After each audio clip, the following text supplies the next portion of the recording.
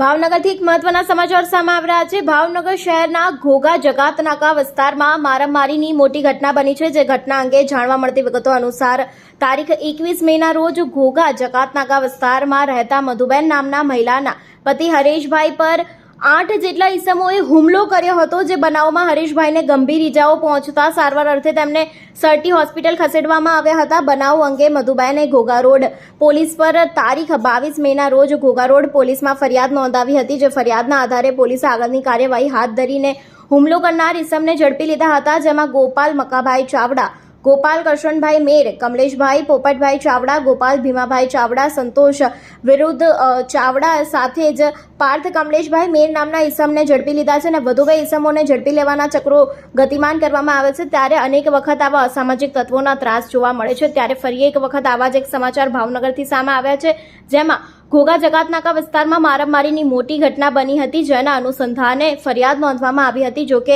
પોલીસે તે તમામ લોકોની ધરપકડ કરી લીધી છે અને બધું જે 2 ઈસમો છે જેમના દ્વારા હુમલો કરવામાં આવ્યો હતો તેને ઝડપી લેવા માટે ચક્રો ગતિમાન કરવામાં આવ્યા છે।